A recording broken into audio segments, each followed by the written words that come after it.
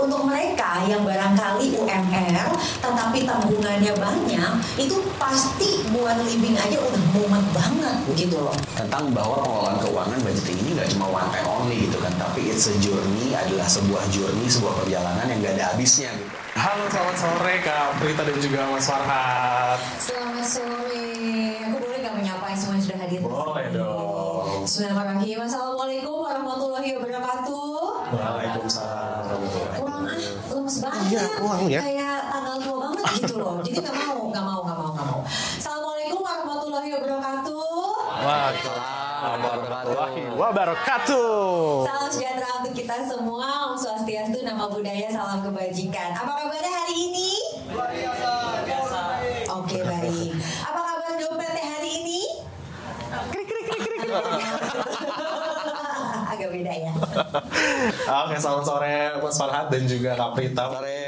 Di sini kawan raya juga ada yang sudah kenal atau mungkin ada yang baru kenal nih sama Kak Prita dan juga Mas Farhat. Mungkin boleh diperkenalkan dulu kali ya. Kenalan dulu sama kawan raya. Mungkin boleh Kak Prita terlebih dahulu untuk diperkenalkan dirinya. Terima kasih Mas Denis. Halo semuanya, kawan raya. Saya adalah Prita Gozi. Saya seorang perencana keuangan independen, juga dosen. Karena katanya di sini kan banyak teman-teman mahasiswa nih, gitu ya. Tenang aja, I understand you. Karena aku sering dicurhatin sama mahasiswaku, gitu. Sekaligus juga saya seorang ibu dari 2 orang anak. Oke, salam kenal Kak Prita. Wah, ini jangan-jangan ada mahasiswanya salah satu di sini ya. Nggak berani Kayaknya tadi ada terus pulang lagi deh. pulang lagi kali ya. Gak mau ngaku kayaknya ya. Oke, salam kenal Kak Prita. Boleh Mas Farhat selanjutnya nih biar kenal. Oke, selamat sore semuanya. Kenalin, nama saya Farhat. Saya saat ini kerja di Bank Raya, divisi Digital Product Development. Ini kalau ibaratnya restoran ya, berarti ini dapurnya, tukang masaknya yang goreng-goreng di belakang, yang bikin produknya untuk nanti bisa dinikmati sama bapak ibu semua gitu, sama teman-teman semua gitu. So saya punya passion di product design gitu, jadi saya selalu senang banget untuk understanding kebutuhan customer kayak apa, datang ke lapangan untuk cari tahu apa sih yang sebenarnya emang benar-benar diperluin sama nasabah gitu, sebelum akhirnya develop sesuatu atau develop produk yang tepat untuk customer. So semangat banget untuk ngomongin hari ini tentang budgeting, karena itu juga salah satu visinya produk gitu ya, gimana caranya kita bisa bantu Anda semua customer, nggak cuman buat growing duitnya, tapi juga be mindful sama what you have currently gitu. Oke, salam kenal Mas Farhat, salam kenal juga untuk kawan raya semua. Ini berarti dapurnya Bank Raya gitu ya tadi ya bilangnya ya. Jadi kalau misalnya kawan raya butuh atau misalkan melihat aplikasi dan fitur juga yang ada di Raya sekarang, ini adalah kuncinya gitu ya. Oke, mungkin udah siap aku tanya-tanya di sore hari ini. Kawan raya juga jangan lupa untuk siapkan pertanyaan nanti, karena akan ada sesi tanya jawab juga. Jadi nanti akan ada hadiah juga untuk kawan raya. Oke, pertanyaan untuk Kak Prita. Wah, Kak Prita, kalau misalnya kita lihat fenomena sekarang, pasti pengelolaan keuangan itu udah sangat mungkin sudah banyak juga yang aware sama pengelolaan keuangan gitu ya.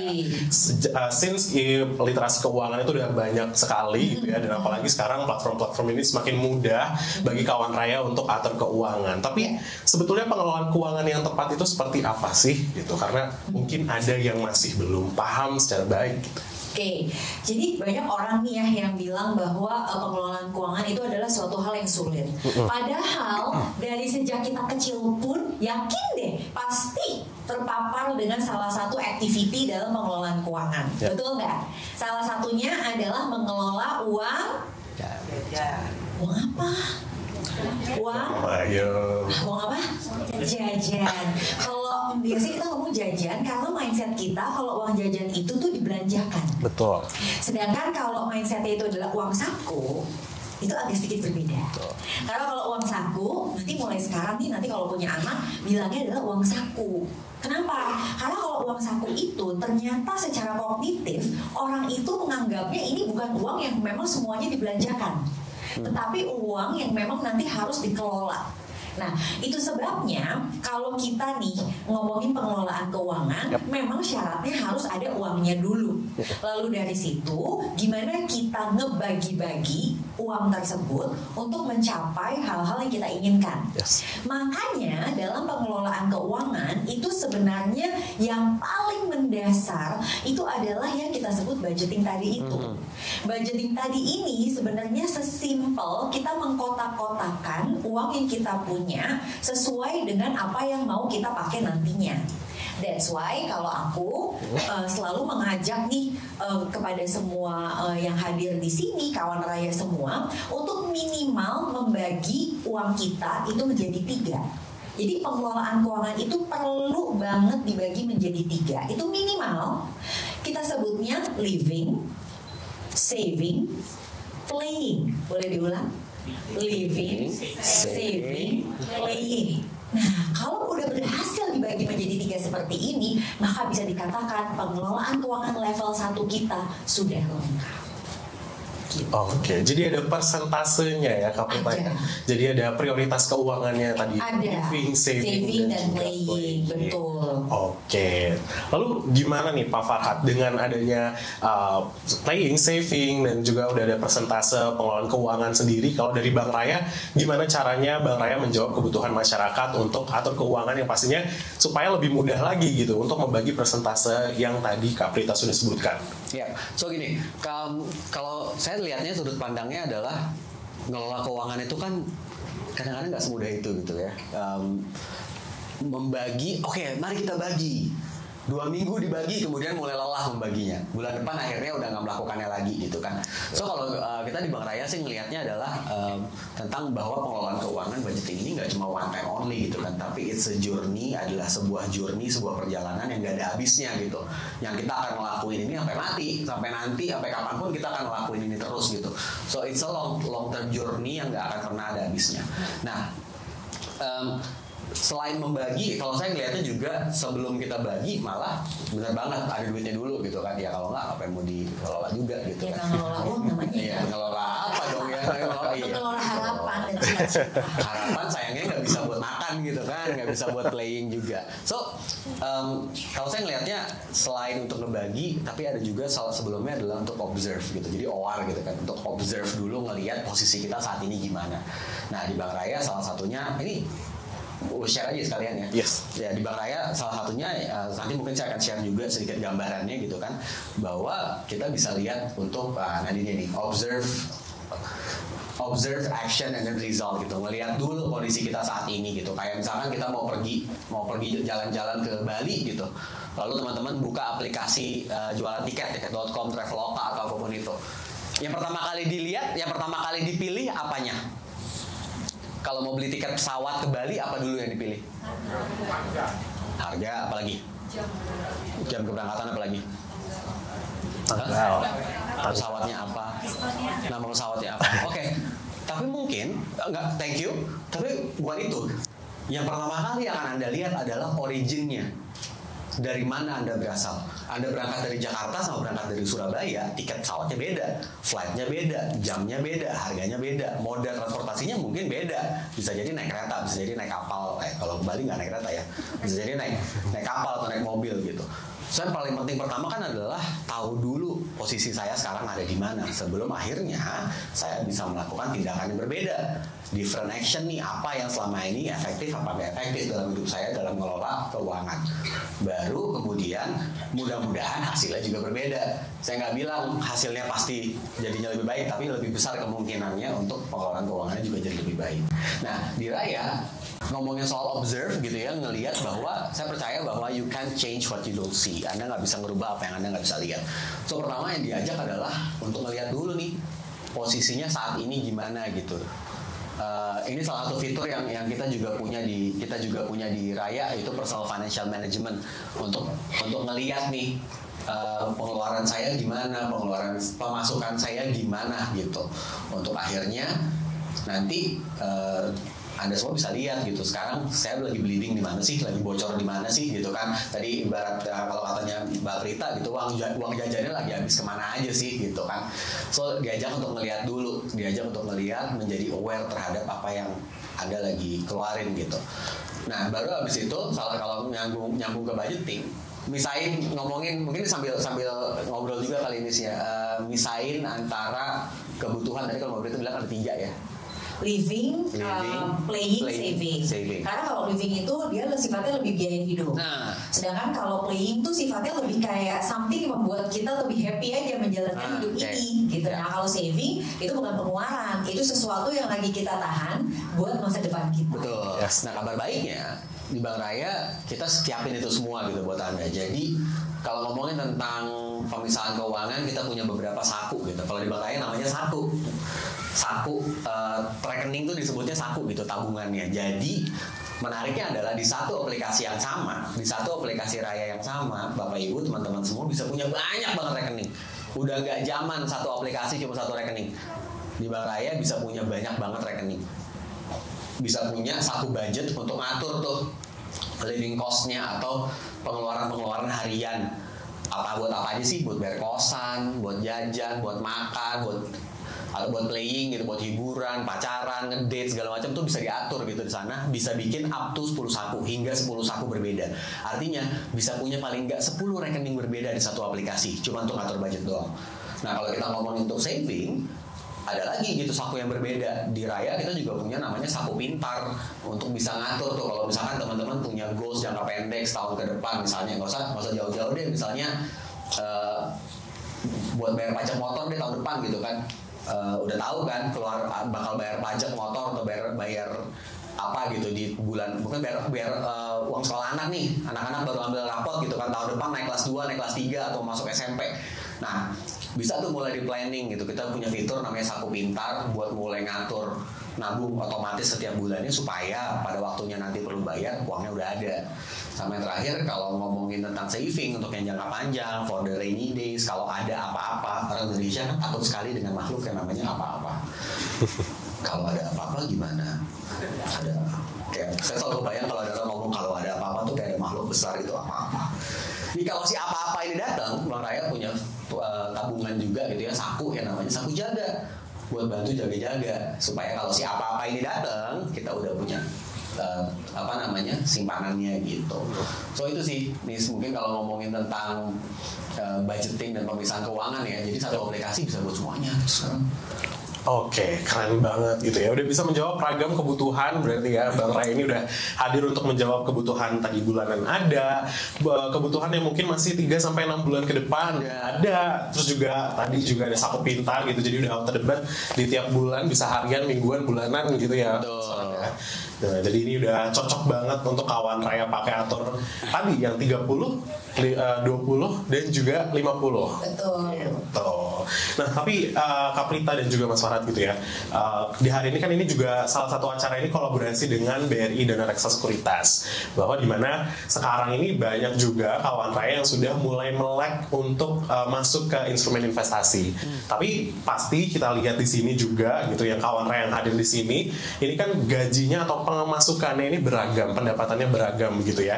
Ada yang gajinya 1M di sini. Nah, okay. Saya mau dibilang kayak begitu, amin. Ulang pertanyaannya, ulang. Ada yang gajinya 1M di sini? Amin. Betul. Lo gak amin? Amin. Lupa sendiri ya. Nah, mungkin juga ada yang masih mungkin sesuai UMR dan lain sebagainya. Pokoknya beragam, pastinya diverse gitu ya. Tapi kalau menurut Kak Prita sendiri, berapa besar porsi pembagian keuangan dari gaji-gaji itu tadi untuk instrumen-instrumen lain seperti salah satunya investasi dan juga mungkin kebutuhan-kebutuhan lain di luar hal itu? Oke, ini kita ngomongin sesuatu yang realistis nih. Yes. Karena kalau kita berbicara living 50, playing 20, saving 30, itu adalah tengah-tengah yang bisa digunakan harusnya untuk semua orang. Faktanya hidup orang itu berbeda-beda. Ada yang mungkin penghasilannya UMR tapi dia sendiri, jadi artinya dia hanya menanggung dirinya sendiri. Itu lebih mudah untuk membuatnya menjadi 50, 30, dan 20. Yes. Tapi untuk mereka yang barangkali UMR tetapi tanggungannya banyak, itu pasti buat living aja udah mumet banget gitu loh. Biasanya kalau saya share tentang pembagian rupiah, nanti muncul tuh di kolom-kolom komentar, contohnya yang UMR cannot relate, atau kalau misalnya apa kabar penghasilan UMR, kadang-kadang kalau ditanya apa kabar, saya jawabnya mudah-mudahan baik ya, gitu. Misalnya nanya apa kabar gitu kan ya, daripada kita bilang gimana-gimana, kita harus positive thinking. Otomatis untuk mereka yang kesulitan menggunakan teknik 50-30-20, biasanya aku pakainya metode yang kita sebutnya zero sum budgeting. Zero sum budgeting. Yes, ini agak beda. Jadi prinsipnya adalah pertama untuk yang bagian living itu dia udah ngedata duluan nih, gitu ya, berapa rupiah yang memang harus dia keluarkan setiap bulan. Kalau dia nggak keluarkan itu, ya dia nggak bisa hidup. Contohnya misalnya bayar kontrakan, transportasi, makan dan sebagainya, tetapi at the very bare minimum.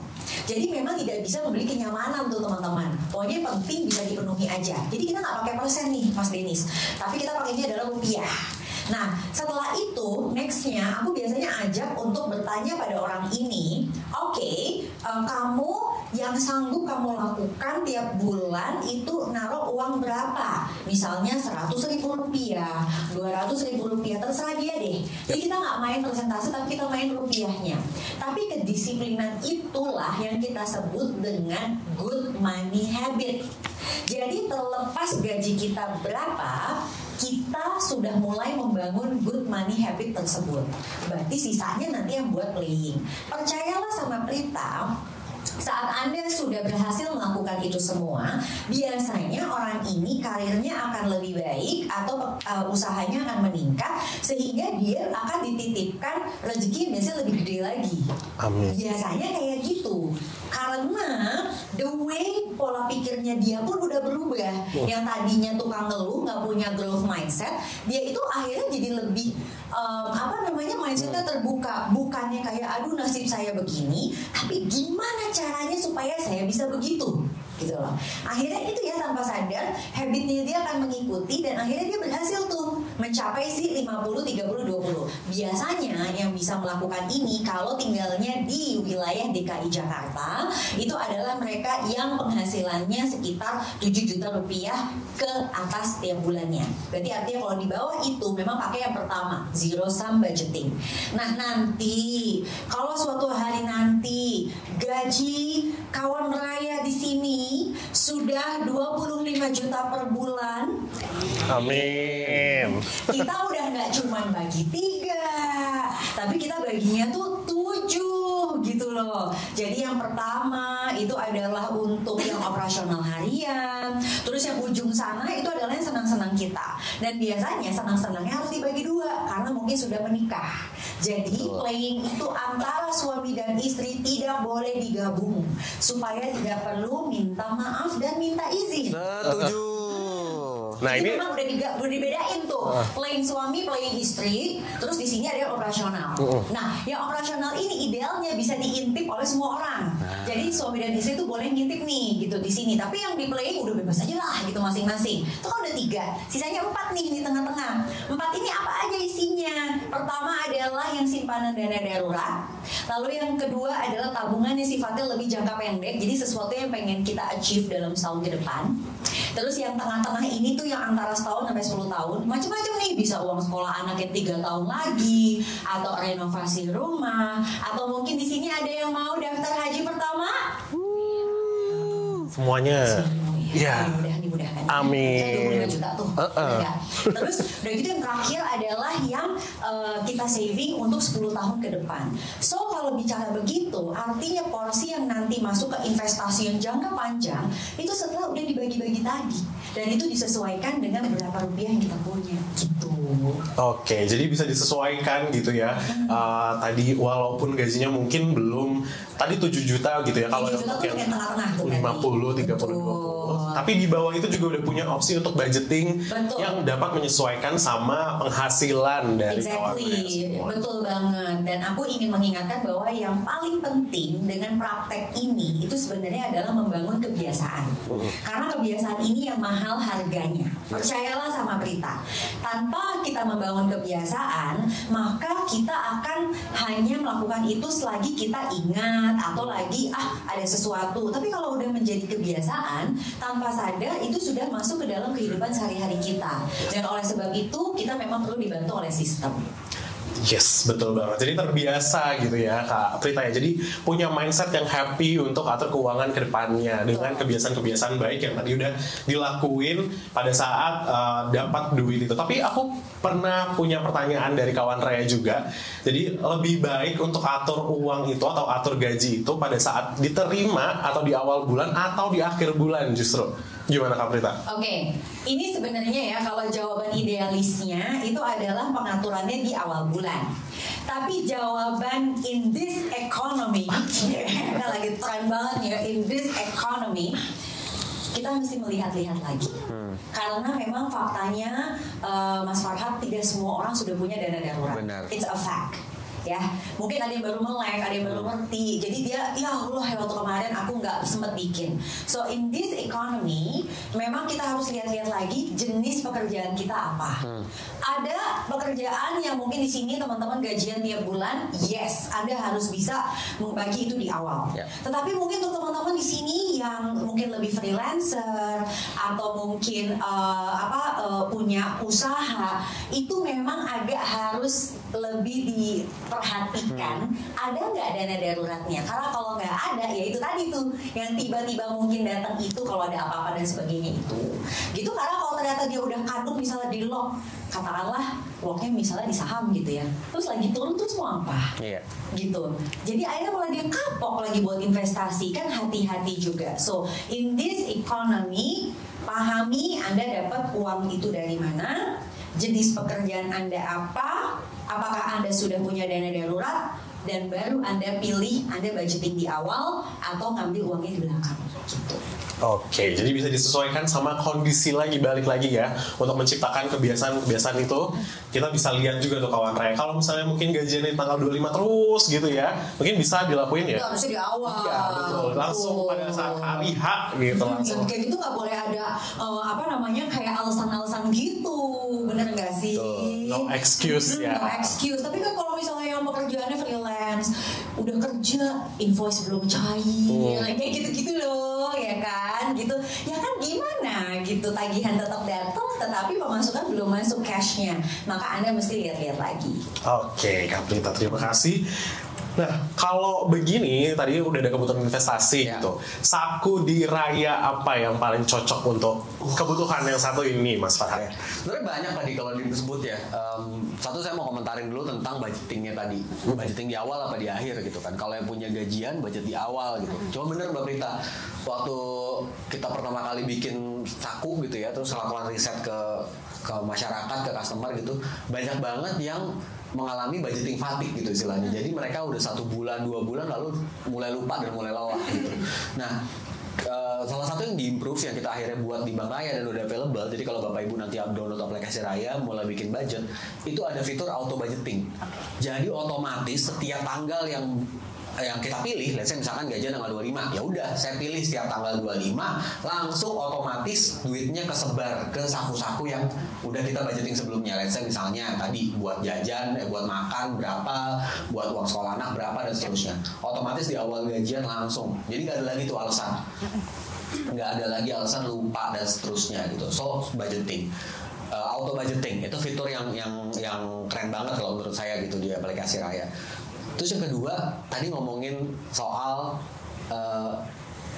duit bareng-bareng yang bisa diintip gitu ya. Jadi bisa operasional bisa diintip. Jadi tuh tarik napas gitu kan. Jadi di rumah istri gitu ngelihat, wah operasional dipakai buat beli apa gitu kan. Nah, menariknya adalah itu juga ada di Bank Raya. Bank Raya, Bapak Ibu, kita punya namanya saku bareng. Saku bareng itu lucu banget karena satu rekening bisa dilihat rame-rame. Jadi kalau saya pakai buat dilihat berdua sama istri saya gitu. Jadi saya punya saku bareng, saya invite istri saya bisa ngelihat duitnya ada berapa, pengeluarannya berapa. Jadi bisa kelihatan duit kita bareng-bareng buat kebutuhan rumah tangga masih sisa berapa sebenarnya. Itu kalau untuk case pengelolaan uang rumah tangga gitu. Saku bareng juga bisa dipakai sebenarnya buat arisan bersepuluh gitu kan. Ada geng makan geng nongkrong gitu. Terus ya udah bikin saku barengnya. Atau kalau kita di kantor ini biasanya bikin buat uang kas ya, uang kas divisi gitu. Jadi atau mungkin kalau komunitas Bapak Ibu ada komunitas bisa tuh bikin satu kantong bareng, satu satu saku bareng gitu ya, yang diakses sama anggota komunitasnya. Itu berarti bisa kayak uang organisasi mahasiswa nih, bisa banget, ya kan, proker gitu kan, daripada nanti ada fraud di dalam situ gitu, bisa dilihat sama semua anggota panitia. Bener, itu sampai 300 orang malah anggota. Wow. Jadi kalau kuliah kan satu kelas banyak ya, bisa 100 ya kan, atau mungkin komunitas apa gitu. Komunitas pedal, ada yang punya komunitas pedal di sini? Iya, mungkin yang lagi viral. pedal sepeda itu juga rame biasanya. Gitu. So banyak sih ya, dari mulai auto budgeting, terus ngelihat duitnya bareng-bareng gitu. Sesuatu yang mungkin kayaknya selama ini kok duit rekening bisa dilihat bareng-bareng gitu kan, aman nggak ya? Ya tenang aja gitu, kalau pakai aplikasi Raya udah kita ukur gitu keamanannya, dan semuanya udah di manage gitu kan, sehingga walaupun bisa dilihat bareng-bareng tapi tetap terjaga keamanannya, aksesnya tetap terjaga gitu.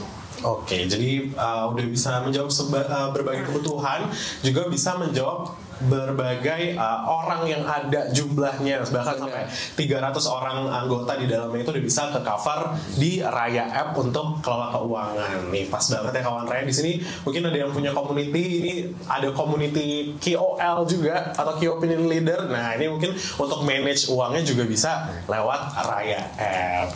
Nah tapi kalau misalnya menurut Kaprita gitu ya, pastinya tadi kan udah ada porsi keuangannya 50-30, tapi sebetulnya bagaimana cara yang tepat dalam menentukan porsi keuangan itu untuk mencukupi kebutuhan tanggungan yang dimiliki kawan Raya saat ini? Karena tentunya kan pasti kita mempertimbangkan hal-hal yang mungkin kedepannya tuh akan terjadi, contohnya adalah inflasi gitu ya.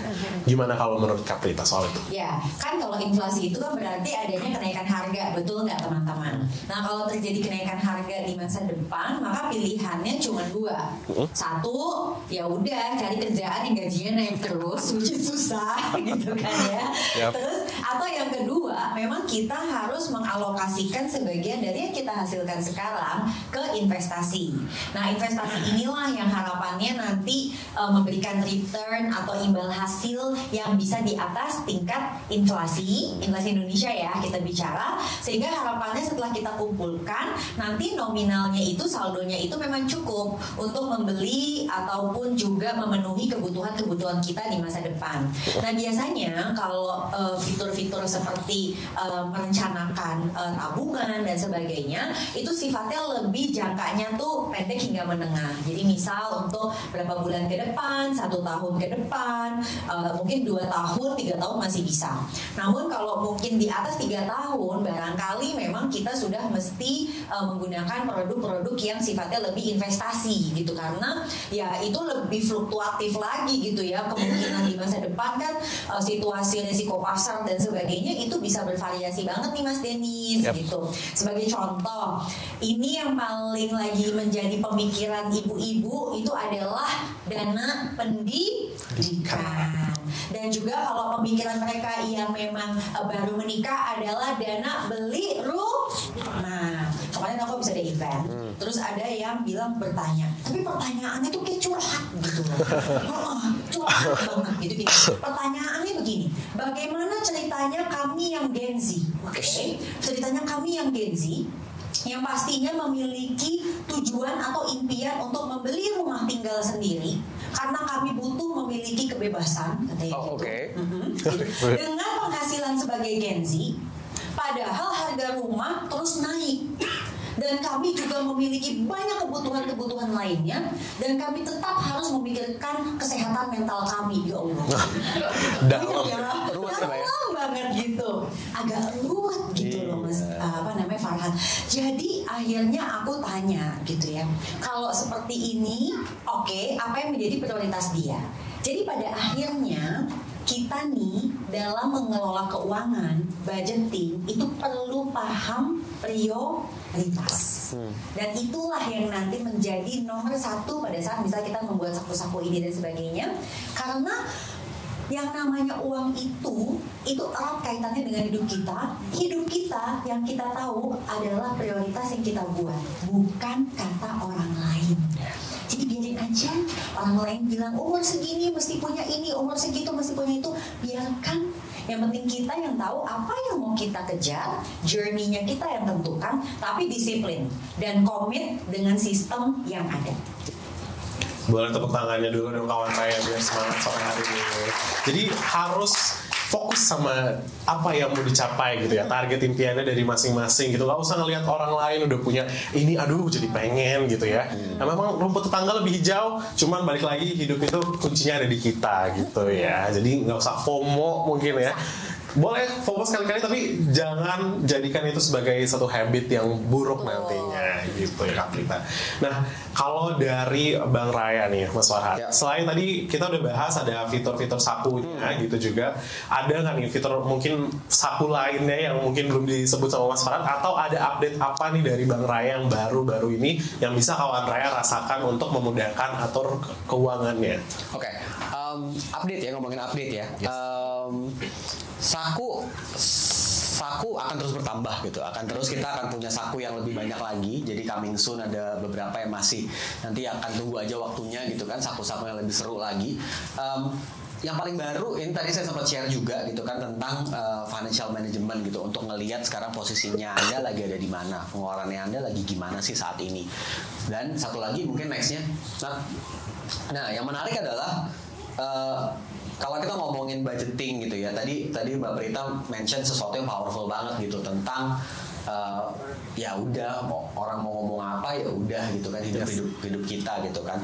Karena kalau saya sudut pandangnya gini, dunia itu kan bergeraknya dari have to be gitu ya, punya dulu baru saya jadi bahagia. Saya punya Ferrari dulu, baru saya jadi bahagia. Saya punya duit gaji 1 miliar dulu, baru saya punya tabungan. Saya menikah dulu, kemudian saya akan bahagia. Tapi emang menikah pasti bahagia kan? Gak juga gitu kan. Emang yang punya Ferrari udah pasti bahagia kan? Gak juga. So, kontrolnya kan sebenarnya ada di sikapnya, beingnya apa sih yang mau dipelajarin gitu kan. So kalau dalam journey budgeting tadi Mbak Prita juga beberapa kali mention tentang kedisiplinan, komitmen gitu kan, udah pasti ujung-ujungnya adalah committed untuk selalu nabung dan lain-lain. Dan soalnya jadinya nggak heran kalau orang-orang yang udah terbiasa untuk komitmen terhadap finansialnya, ujung-ujungnya bisnisnya, kerjaannya ya maju juga, karena kan orangnya sama. Orangnya kan saya juga, orangnya Anda juga gitu. Kalau saya bisa berkomitmen dalam budgeting saya, apa yang menahan saya dari berkomitmen dari pekerjaan saya? Sehingga kerjaannya juga makin jago, makin bagus juga gitu kan hasilnya. So, nah terkait itu gitu ya, salah satu yang paling penting kalau ngomongin habit adalah untuk ngelihat lagi udah sampai mana habit saya, udah berjalan sampai mana, udah efektif atau belum efektif kebiasaan-kebiasaan baru saya gitu. Nah di Bang Raya ini salah satu yang paling baru juga, kita punya Raya Story namanya fiturnya. Raya Story ini kalau Bapak Ibu ngelihat IG Story kan seneng ya, lihat IG Story orang habis itu gibah kan, ih itu tuh gitu atau WhatsApp Story gitu kan, dari mulai buat jualan sampai buat ngomongin orang isinya ada di situ. Karena apa? Karena Story itu mudah untuk dicerna, menyenangkan, nggak panjang, nggak membosankan, terus bisa digibahin gitu kan. Itu kan orang seneng banget gitu kan. Nah Raya juga punya namanya Raya Story gitu, jadi kita akan ngegosipin Anda. Bang Raya bersama Anda sendiri akan ngegosipin tentang keuangannya Anda. Tahu gak sih lo, bulan kemarin lo tuh transaksi crash-nya 73 kali. Gila, 73 kali buat apaan aja bro gitu kan. Tapi Bang Raya juga akan men-celebrate sama Anda.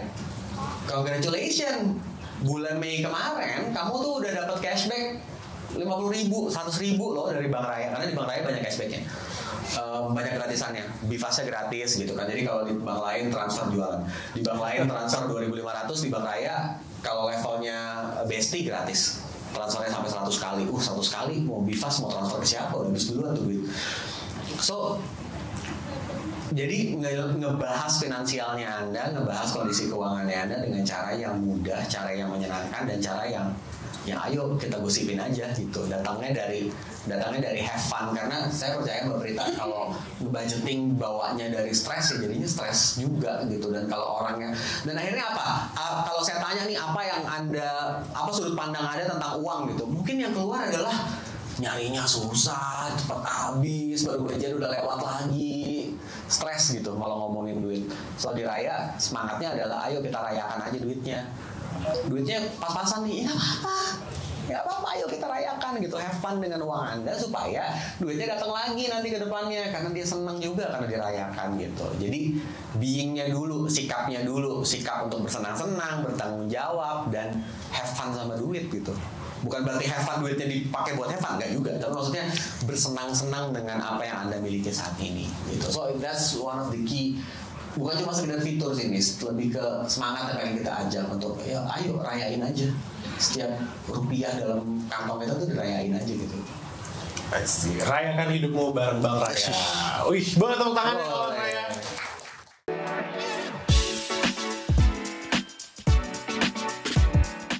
Rayakanlah